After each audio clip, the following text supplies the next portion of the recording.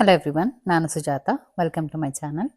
ಇವತ್ತು ನಾನು ನಿಮ್ಮ ಜೊತೆ ಒಂದು ಸಿಂಪಲ್ ಆಗಿ ಮಾಡೋ ಅಂಥ ಒಂದು ಎಣ್ಣೆಗಾಯಿ ರೆಸಿಪಿ, ಅದರ ಬದನೆಕಾಯಿ ಎಣ್ಣೆಗಾಯಿ ರೆಸಿಪಿನ ಶೇರ್ ಮಾಡ್ಕೊತೀನಿ. ಇದಕ್ಕೆ ಮುಂಚೆ ನಾನು ಎಣ್ಣೆಗಾಯಿ ರೆಸಿಪಿ ಶೇರ್ ಮಾಡಿದ್ದೀನಿ, ಬಟ್ ಈ ರೆಸಿಪಿ ಆ ರೆಸಿಪಿಗಿನ ಡಿಫ್ರೆಂಟ್ ಆಗೂ ಇದೆ ಮತ್ತು ಟೇಸ್ಟಿಯಾಗೂ ಇರುತ್ತೆ.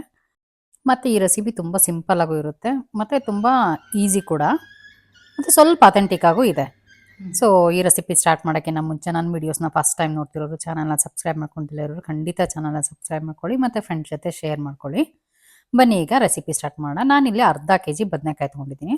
ಸೊ ಅರ್ಧ ಕೆಜಿ ಬದನೆಕಾಯಿನ ಸ್ಲಿಟ್ ಮಾಡ್ಕೊಳ್ಳೋಣ. ಅಂದರೆ ಅದು 4 ಪಾರ್ಟ್ಸ್ ಮಾಡಿಬಿಟ್ಟು, ಅಂದರೆ ಇದನ್ನು ಸಪ್ರೇಟ್ ಮಾಡೋದು ಬೇಡ, ಬದನೆಕಾಯಿ ಹಾಗೇ ಇರಲಿ. ಅದೇನು ಕಡ್ಡಿ ಇರುತ್ತೆ ಅದನ್ನು ಮಾತ್ರ ತೆಗ್ದಾಕ್ಬಿಟ್ಟು ಅದು ಫ್ಲವರ್ ಪಾರ್ಟ್ ಏನಿದೆ ಅದನ್ನು ಹಾಗೆ ಉಳಿಸ್ಕೊಂಡಿದ್ದೀನಿ. ಸೊ ಅದು ಏನಕ್ಕೆ ಉಳಿಸ್ಕೊತೀನಿ ಅಂದರೆ ಅದು ಹೋಲ್ಡ್ ಆಗಲಿ ಅಂತ ಬಿಟ್ಟು ಕ್ಲೀನಾಗಿ, ಅಂದರೆ ಓಪನ್ ಆಗಬಾರ್ದು ಅನ್ನೋದಕ್ಕೋಸ್ಕರ ಅದನ್ನು ಬಿಟ್ಟಿದ್ದೀನಿ. ಇದನ್ನು ಸ್ಲಿಟ್ ಮಾಡಿಕೊಂಡು 4 ಪಾರ್ಟ್ಸ್ ಮಾಡಿಸ್ಕೊಂಡು, ಅಂದರೆ ನೀಟಾಗಿ ನೋಡ್ಕೊಳ್ಬೇಕು ಅದನ್ನು. ಬದನೆಕಾಯಲ್ಲಿ ಒಳಗಡೆ ಹುಳ ಇರುತ್ತೆ, ಸೊ ಹಾಗಾಗಿ ತುಂಬ ನೀಟಾಗಿ ನೋಡಿಕೊಂಡು ಮಾಡ್ಕೋಬೇಕು. ಸೊ ಅದನ್ನು ಹೆಚ್ಚಿಬಿಟ್ಟು ನೀರೊಳಗೆ ಹಾಕ್ಬಿಟ್ಟು ಇಟ್ಬಿಡ್ತೀನಿ. ಈಗ ಇಲ್ಲಿ ಮಸಾಲೆಗೆ ನಾನು ಅರ್ಧ ಕಪ್ಪಷ್ಟು ಕಡಲೆಬೀಜ ತೊಗೊಂಡಿದ್ದೀನಿ, ಮತ್ತು ಒಂದು 2 ಟೇಬಲ್ ಸ್ಪೂನ್ ಅಷ್ಟು ಹುಚ್ಚೆಳ್ಳು ತೊಗೊಂಡಿದ್ದೀನಿ, ಮತ್ತು ಒಂದು 7ರಿಂದ 8 ಹಸಿಮೆಣಸಿನ್ಕಾಯಿ, ಮತ್ತು ಬೆಳ್ಳುಳ್ಳಿ 2 ಬೆಳ್ಳುಳ್ಳಿನ ಸಿಪ್ಪೆ ಎಲ್ಲ ಸುಳಿದು ಹಾಕಿದ್ದೀನಿ, ಮತ್ತು 1 ಟೇಬಲ್ ಸ್ಪೂನ್ ಅಷ್ಟು ಜೀರಿಗೆ ಕೂಡ ಹಾಕ್ಕೊಂಡಿದ್ದೀನಿ, ಮತ್ತು 1 ಟೇಬಲ್ ಸ್ಪೂನ್ ಅಷ್ಟು ಉಪ್ಪು ಹಾಕಿದ್ದೀನಿ, ಮತ್ತು ಹುಣಸೆಹಣ್ಣು ಅಷ್ಟೇ. ಹುಣಸೆಹಣ್ಣು ಕೂಡ ಒಂದು ಚಿಕ್ಕ ನಿಂಬೆಹಣ್ಣು ಗಾತ್ರದಷ್ಟು ಹಾಕ್ಕೊಂಡಿದ್ದೀನಿ.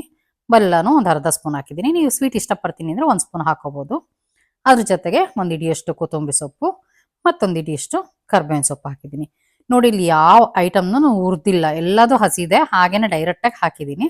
ಇದನ್ನೆಲ್ಲ ಅದು ಎಷ್ಟು ಅಂದರೆ ನುಣ್ಣಗಾಗುತ್ತೋ ಅಷ್ಟು ನುಣ್ಣಗೆ ಅಂದರೆ ನೀರು ಹಾಕ್ತಲೇ ಪೌಡ್ರ್ ಮಾಡ್ಕೊಳ್ಳೋಣ.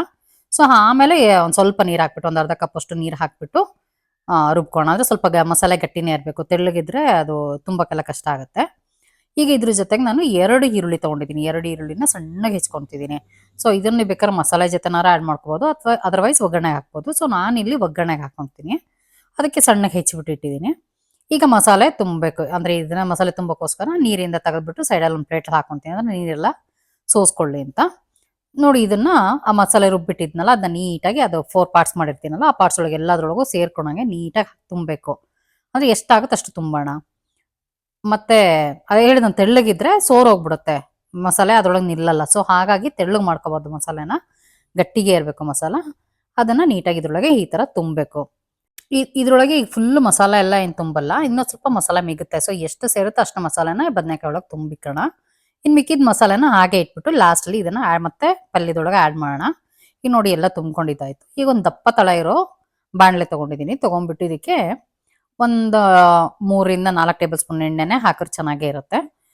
ಅದ್ರ ಜೊತೆಗೆ ಒಂದು ಅರ್ಧ ಸ್ಪೂನಷ್ಟು ಸಾಸಿವೆ ಹಾಕಿದ್ದೀನಿ, ಮತ್ತು ಒಂದು 5ರಿಂದ 6 ಬೆಳ್ಳುಳ್ಳಿ ಹೆಸಳು, ಮತ್ತು ಒಂದು ಸ್ವಲ್ಪ ಕರ್ಬೇವಿನ ಸೊಪ್ಪು ಹಾಕ್ಬಿಟ್ಟು, ನೆಕ್ಸ್ಟ್ ಸಣ್ಣಗೆ ಹೆಚ್ಚಿಟ್ಟಿದ್ನಲ್ಲ ಈರುಳ್ಳಿ ಅದನ್ನು ಇದಕ್ಕೆ ಆ್ಯಡ್ ಮಾಡ್ಕೊತಿದ್ದೀನಿ ನಾ ಹೇಳಿದ್ನಲ್ಲ, ಬೇಕಿದ್ರೆ ಮಸಾಲೆಗೂ ಆ್ಯಡ್ ಮಾಡ್ಕೋಬೋದು, ಇಲ್ಲ ಒಗ್ಗರಣೆಗೆ ಹಾಕ್ಬೋದು. ಸೊ ನಾನು ಒಗ್ಗರಣೆಗೆ ಹಾಕ್ಬಿಟ್ಟು ನೀಟಾಗಿ ಒಂದು 2 ಮಿನಿಟ್ಸ್ ಅದನ್ನು ಫ್ರೈ ಮಾಡ್ಕೊಂಡು ಈರುಳ್ಳಿನ, ಅದಾದಮೇಲೆ ತುಂಬಿಟ್ಟಿದ್ನಲ್ಲ ಬದನೆಕಾಯಿ ಅದನ್ನು ಇದರೊಳಗೆ ಹಾಕ್ಬಿಟ್ಟು ನೀಟಾಗಿ ಮಿಕ್ಸ್ ಮಾಡ್ಕೊತೀನಿ. ಇದು ಅಂದರೆ ಎಣ್ಣೆಲ್ಲೇ ಬೇಯ್ತಿದೆ, ಆಲ್ಮೋಸ್ಟ್ ನೀರಲ್ಲಿ ಬೇಯೋದಕ್ಕಿಂತ ಎಣ್ಣೆಲಿ ಬೇಯೋದೇ ಜಾಸ್ತಿ. ಹಾಗಾಗ್ಬಿಟ್ಟು ಸ್ವಲ್ಪ ಎಣ್ಣೆ ಜಾಸ್ತಿ ಹಾಕಬೇಕು.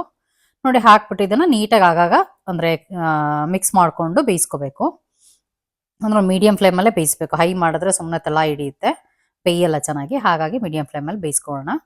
ನೋಡಿ, ಇದನ್ನು ಒಂದು 6 to 7 ಮಿನಿಟ್ಸ್ ಇದೇ ಥರನೇ ಮಾಡ್ಕೊಂಡ್ರೆ ಹಿಂಗೆ ಮಿಕ್ಸ್ ಮಾಡ್ಕೊಂಡು ಬೇಯಿಸ್ಕೋಬೇಕು.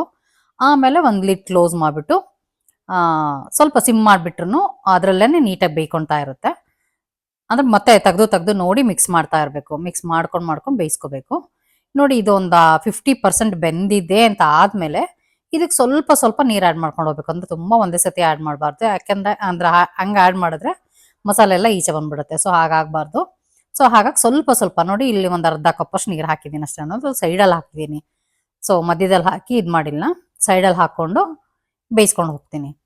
ನೋಡಿ, ಅದಾದಮೇಲೆ ಮಸಾಲೆ ಇತ್ತಲ್ಲ, ಸ್ವಲ್ಪ ಮಿಕ್ಕಿತ್ತಲ್ಲ ಮಸಾಲೆ, ಅದನ್ನು ಕೂಡ ಸೇರಿಸ್ತಿದ್ದೀನಿ. ಈಗ ಆ ಮಸಾಲೆನೂ ಬೇಯಬೇಕಲ್ಲ. ಸೊ ಹಾಗಾಗಿ ಒಂದು ಅರ್ಧ ಬೆಂದ ಮೇಲೆ ಬದನೆಕಾಯಿ ಒಂದು ಸ್ವಲ್ಪ ನೀರು ಆ್ಯಡ್ ಮಾಡಿಬಿಟ್ಟು ಆಮೇಲೆ ಮಸಾಲೆ ಹಾಕಿಬಿಟ್ಟು, ಮಸಾಲೆನ ಮೇಲೆ ಹಾಕಿದ್ದೀನಿ ನಾನು.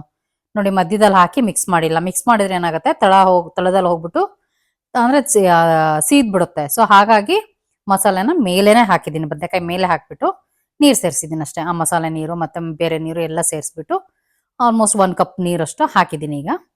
ಆಮೇಲೆ ನಿಧಾನಕ್ಕೆ ಮಿಕ್ಸ್ ಮಾಡ್ಕೊಂಡು ಬೇಯಿಸ್ಕೋಬೇಕು. ಅಂದರೆ ಒಂದು 75% ಬೆಂದಾದ್ಮೇಲೆ ಮಸಾಲೆನೂ ಕೂಡ ಸೇರಿಸ್ಬಿಟ್ಟು ನೀಟಾಗಿ ಮಿಕ್ಸ್ ಮಾಡ್ಕೊತಿದ್ದೀನಿ ನಾನು. ಸೊ ಈ ಥರ ಎಣ್ಣೆನಲ್ಲಿ ಅಂದರೆ ನಿಧಾನಕ್ಕೆ ಬೇಯಿಸ್ಕೊಳಕ್ಕೆ ಪೇಷನ್ಸ್ ಇಲ್ಲ ಅಂತಂದರೆ ಬೇಕಾದ್ರೆ ಎಲ್ಲದನ್ನೂ ಸೇರಿಸ್ಬಿಟ್ಟು ಕುಕ್ಕರಲ್ಲಿ ಕೂಡ ಕೂಗಿಸ್ಕೋಬೋದು. ಬಟ್ ಕುಕ್ಕರಲ್ಲಿ ಮಾಡೋದಕ್ಕಿಂತ ಈ ಥರ ಪಾತ್ರೆನಲ್ಲಿ ಮಾಡೋದು ತುಂಬ ಟೇಸ್ಟಿಯಾಗಿರುತ್ತೆ ಮತ್ತು ತುಂಬ ಚೆನ್ನಾಗಿರುತ್ತೆ. ಸೊ ಹಾಗಾಗಿ ನಾನು ಈ ಥರನೂ ಮಾಡ್ತಾ ಇದ್ದೀನಿ. ನೋಡಿ ಇನ್ನೂ ಸ್ವಲ್ಪ ಅಂದರೆ ನೀರು ಎಷ್ಟು ಬೇಕೋ ಅಷ್ಟು ಆ್ಯಡ್ ಮಾಡ್ಕೊಂಡು ಹೋಗಬೇಕು, ಸ್ವಲ್ಪ ಸ್ವಲ್ಪನೇ ಆ್ಯಡ್ ಮಾಡ್ಕೋಬೇಕು. ಬಟ್ ನಿಮಗೆ ಯಾವ ಕನ್ಸಿಸ್ಟೆನ್ಸಿ ಬೇಕೋ ಆ ಕನ್ಸಿಸ್ಟೆನ್ಸಿಗೆ ಆ್ಯಡ್ ಮಾಡ್ಕೊಂಡು ಹೋಗಿ, ತುಂಬ ತಿಕ್ಕಾದ್ರೂ ಚೆನ್ನಾಗಿರಲ್ಲ. ಸೊ ಹಾಗಾಗಿ ಅಂದರೆ ರಸ ಇರಬೇಕು, ರಸ ನೋಡಿಕೊಂಡು ಆ ಥರ ನೀರು ಆ್ಯಡ್ ಮಾಡ್ಕೊಳ್ಳೋಣ. ಈ ಥರ ಡೈರೆಕ್ಟಾಗಿ ಬೇಯಿಸೋದ್ರಿಂದ ಪ್ರೋಸೆಸ್ ಸ್ವಲ್ಪ ನಿಧಾನ ಆಗುತ್ತೆ, ಬಟ್ ಟೇಸ್ಟ್ ಚೆನ್ನಾಗಿರುತ್ತೆ ಮತ್ತು ಈಸಿಯಾಗೂ ಮಾಡ್ಕೋಬೋದು. ನೋಡಿ ಈಗ ಆಲ್ಮೋಸ್ಟ್ ಅಂದರೆ ಬೆಂದಿದೆ ಅಂತ ಆದಮೇಲೆ ಇದಕ್ಕೆ ಒಂದು ಸ್ವಲ್ಪ ಹೆಚ್ಚಿರೋ ಕೊತ್ತಂಬರಿ ಸೊಪ್ಪು ಕೂಡ ಆ್ಯಡ್ ಮಾಡ್ಕೊತೀನಿ. ಆ್ಯಡ್ ಮಾಡಿಬಿಟ್ಟು ನೀಟಾಗಿ ಮಿಕ್ಸ್ ಮಾಡಿಬಿಟ್ಟು ಒಂದು ಲಿಡ್ನ ಕ್ಲೋಸ್ ಮಾಡಿದ್ರೆ ಎಣ್ಣೆಗಾಯಿ ಕೆಲಸ ಮುಗಿದೋಯ್ತು. ಬಟ್ ಎಣ್ಣೆಗಾಯಿ ಬೇಯೋವರೆಗೂ ಅಂದರೆ ಕಂಪ್ಲೀಟ್ ಆಗೋವರೆಗೂ ಒಂದು ಮೀಡಿಯಮ್ ಫ್ಲೇಮಲ್ಲೇ ಇಟ್ಟುಬಿಟ್ಟು ಬೇಯಿಸ್ಕೋಬೇಕು. ಆವಾಗ ನಿಧಾನಕ್ಕೆ ತುಂಬ ಚೆನ್ನಾಗಿ ಬೇಯುತ್ತೆ. ಮತ್ತು ನಿಮಗೆ ಉಪ್ಪು ಖಾರ ಏನಾದರೂ ಕಮ್ಮಿ ಅಂತ ಅನ್ಸಿದ್ರೆ ಬೇಕಾದ್ರೆ ಈ ಟೈಮಲ್ಲಿ ಆ್ಯಡ್ ಮಾಡಿಕೊಂಡು ಮಿಕ್ಸ್ ಮಾಡಿಕೊಂಡ್ರು ನೀಟಾಗಿ ಬ್ಲೆಂಡ್ ಆಗುತ್ತೆ. ಸೊ ಎಣ್ಣೆಗಾಯಿ ಅಂದಿದ ತಕ್ಷಣ ನಾವು ಆಲ್ಮೋಸ್ಟ್ ಪ್ರಿಫರ್ ಮಾಡೋದೇ ನಾರ್ತ್ ಕರ್ನಾಟಕ ರೆಸಿಪಿಗಳ್ನ. ಸೊ ಇದು ನಾವು ಅವ್ರ ಹತ್ರನೇ ಕೇಳಿ ನಾನು ಮಾಡ್ಕೊಂಡಿದ್ದು.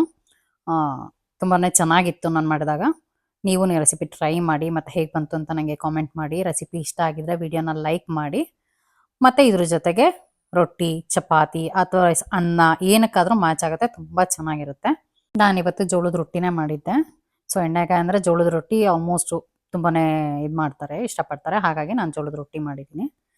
ಹೋಪ್ ಈ ರೆಸಿಪಿ ನಿಮ್ಗೆ ಇಷ್ಟ ಆಗಿದೆ ಅಂತ ಅಂದ್ಕೊತೀನಿ. ಇದೇ ಥರ ನಾನು ಎಲ್ಲ ವೀಡಿಯೋಸ್ನ ನೋಡಿ ಅಂತ ಕೇಳ್ಕೊತ thanks for watching this video. Take care, bye.